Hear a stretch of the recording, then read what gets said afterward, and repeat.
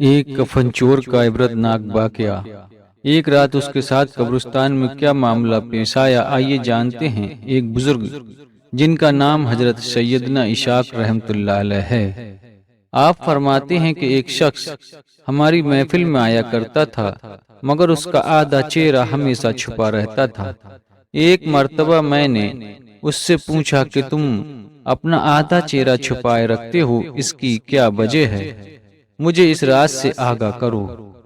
اس نے کہا کہ اگر آپ امان عطا فرمائیں تو میں اپنا معاملہ بتاتا ہوں۔ کہا کہ بتاؤ، اصل معاملہ کیا ہے؟ اجازت ملنے پر اس نے اپنی داستان کچھ اس طرح سنائی۔ اس نے کہا کہ میں کفن چور تھا، میں نے کئی قبروں سے کفن چرائے تھے۔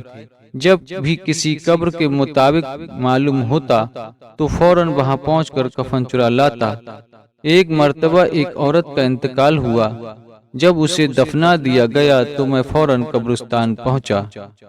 جب اینٹیں ہٹا کر کفن کی ایک چادر ہٹائی اور دوسری چادر کھینچنے لگا تو اچانک اس عورت کی بے جان جسم نے حرکت کی اور چادر کو تھام لیا۔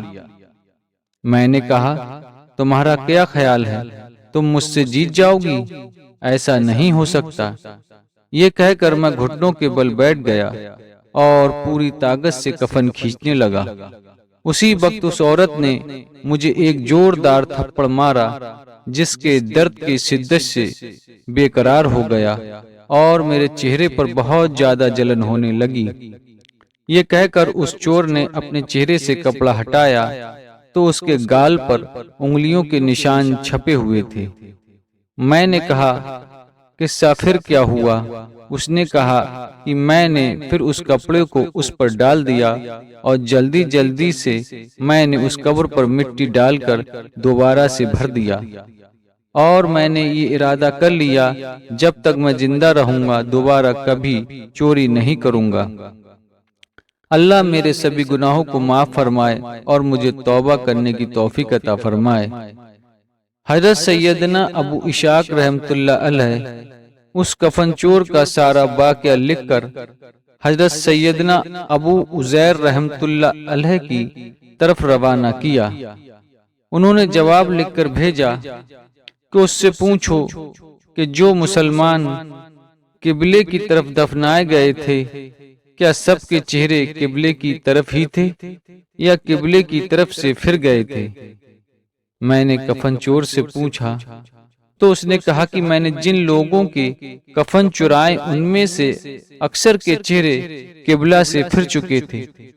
حضرت سیدنا ابو اسحاق رحمۃ اللہ علیہ فرماتے ہیں کہ میں نے یہ بات لکھ کر حضرت ابو عزیر رحمۃ اللہ علیہ کی خدمت میں بھیجی تو انہوں نے جواب میں یہ تحریر بھجوائی کہ انا للہ و انا الیہ راجعون۔ یہ اسحاق رحمت اللہ علیہ جن لوگوں کے چہرے قبلہ سے پھر چکے تھے، ان کا خاتمہ سنت پر نہیں ہوا۔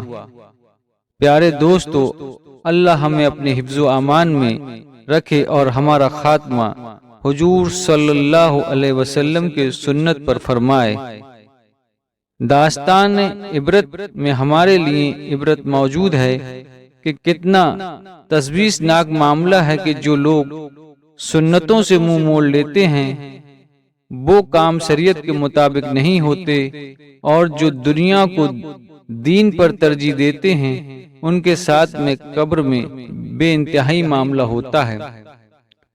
دوستو، قبر اور آخرت میں لمحہ بھر کا عذاب بھی برداشت سے باہر ہوتا ہے۔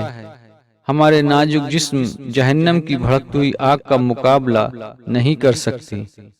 اگر اسی طرح غفلت بھری زندگی گزارتے رہے اور اسی حالت میں موت آ گئی تو وہ ذلت اور رسوائی اور دردناک عذاب کا سامنا کرنا پڑے گا۔ میرے دوستو، جلد سے جلد اپنے گناہوں سے توبہ کر لیجئے اور رو رو کر اللہ تعالیٰ سے معافی مانگ لیجئے۔ اللہ تعالیٰ ہم سب کے گناہوں کو معاف فرمائے، آمین ثم آمین۔ اگر دوستو آپ کو ہماری ویڈیو اچھی لگی ہو تو اس چینل کو سبسکرائب کریں اور اس ویڈیو کو آگے ضرور شیئر کریں۔ خدا حافظ۔